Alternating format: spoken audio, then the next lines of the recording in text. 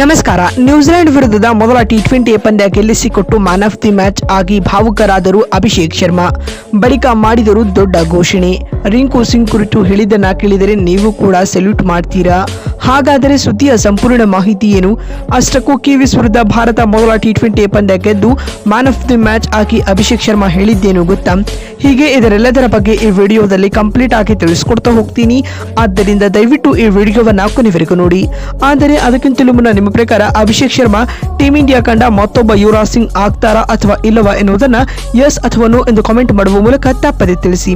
ಹೌದು, ನಾಗ್ಪುರದಲ್ಲಿ ನಡೆದ ಕಿವೀಸ್ ವಿರುದ್ಧದ ಮೊದಲ ಟಿ20 ಪಂದ್ಯದಲ್ಲಿ ಟೀಮ್ ಇಂಡಿಯಾ ತಂಡದ ಪರ ಆರಂಭಿಕ ಆಟಗಾರ ಅಭಿಷೇಕ್ ಶರ್ಮಾ ರನ್ಗಳ ಅಭಿಷೇಕವನ್ನೇ ಮಾಡಿದ್ದಾರೆ. ಸ್ನೇಹಿತರೆ, ತಂಡ ಒಂದು ಕಡೆ ಸತತವಾಗಿ ವಿಕೆಟ್ ಕಳೆದುಕೊಳ್ಳುತ್ತಿದ್ದರೂ ಮತ್ತೊಂದು ಕಡೆ ದುರ್ಗಡೆದ ಬ್ಯಾಟಿಂಗ್ ನಡೆಸಿದ ಅಭಿಷೇಕ್ ಶರ್ಮಾ ತಂಡಕ್ಕೆ ಆಧಾರ ಸ್ತಂಭವಾಗಿದ್ದಲ್ಲದೆ ಕೇವಲ 22 ಎಸೆತಗಳಿಂದ ಅರ್ಧಶತಕ ಸಿಡಿಸಿ ತಂಡ ಒಂದೊಳ್ಳೆ ಮೊತ್ತ ಕಲೆ ಹಾಕುವಲ್ಲಿ ಪ್ರಮುಖ ಪಾತ್ರ ವಹಿಸಿದ್ದಾರೆ. ಸ್ನೇಹಿತರೆ, ಈ ಮುಖ್ಯವಾಗಿ ತಂಡದ ಗೆಲುವಿನ ರೂವಾರಿಯೂ ಕೂಡ ಎನಿಸಿಕೊಂಡಿದ್ದಾರೆ.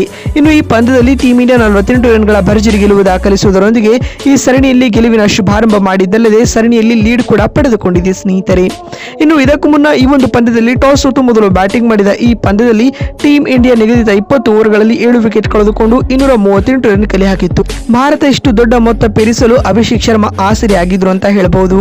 ಅಭಿಷೇಕ್ ಕೇವಲ 35 ಎಸೆತಗಳಿಂದ 200ಕ್ಕೂ ಅಧಿಕ ಸ್ಟ್ರೈಕ್ ರೇಟ್ ನಲ್ಲಿ 74 ರನ್ ಬಾರಿಸಿದರೆ ರಿಂಕು ಸಿಂಗ್ ಆಜೆ 44 ರನ್ ಬಾರಿಸಿದರು ಕೇವಲ 20 ಎಸೆತಗಳಿಂದ. ಅತ್ತ ಜೇಕಬ್ ಡೆಫಿ, ಕೈಲ್ ಜೇಮಿಸನ್ ತಲಾ 2 ವಿಕೆಟ್ ಉರುಳಿಸಿದರು.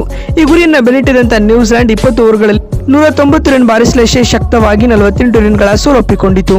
ತಂಡದ ಪರ ಗ್ಲೆನ್ ಫಿಲಿಪ್ಸ್ 78 ರನ್ ಹಾಗೂ ಮಾರ್ಕ್ ಚಾಪ್ಮನ್ 39 ರನ್ ಬಾರಿಸಿ ಟಾಪ್ 2 ಸ್ಕೋರರ್ ಎನಿಸಿಕೊಂಡರೆ ವರುಣ್ ಚಕ್ರವರ್ತಿ ಹಾಗೂ ಶಿವಮ್ ದುಬೆ ಇತ್ತ ತಲಾ 2 ವಿಕೆಟ್ ಪಡೆದುಕೊಂಡರು. ಇದರೊಂದಿಗೆ ಭಾರತ ಈ ಪಂದ್ಯದಲ್ಲಿ 48 ರನ್ಗಳ ಭರ್ಜರಿ ಗೆಲುವು ದಾಖಲಿಸಿತು. ಮತ್ತು ಇಂದಿನ ಪಂದ್ಯದಲ್ಲಿ 84 ರನ್ಗಳ ಹೊಡಿಬಿಡಿ ಆಟವಾಡಿದ ಅಭಿಷೇಕ್ ಶರ್ಮಾ ಪಂದ್ಯ ಪುರುಷೋತ್ತಮ ಅವಾರ್ಡ್ ಬಾಚಿಕೊಂಡರು. ಪಂದ್ಯ ಮುಕ್ತಾಯದ ಬಳಿಕ ಮಾತನಾಡಿದ ಅವರು ಭಾವುಕರಾಗಿ ಈ ರೀತಿಯಾಗಿ ಹೇಳಿದ್ದಾರೆ.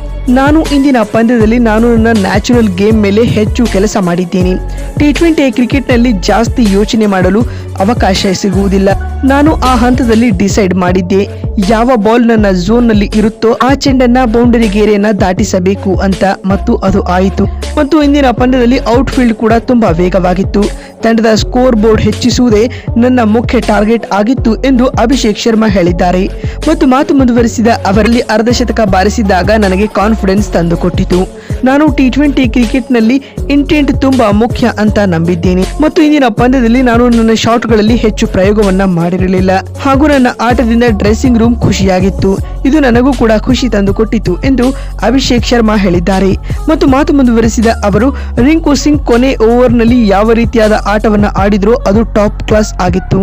ಅವರ ಆಟ ನಮಗೆ ಮತ್ತಷ್ಟು ಬಲ ತಂದುಕೊಟ್ಟಿತು. ಕೊನೆ ಓವರ್ ನಲ್ಲಿ ಅಷ್ಟು ಸ್ಟ್ರೈಕ್ ರೇಟ್ ನಲ್ಲಿ ಬ್ಯಾಟಿಂಗ್ ನಡೆಸುವುದು ನಿಜಕ್ಕೂ ಸುಲಭವಲ್ಲ.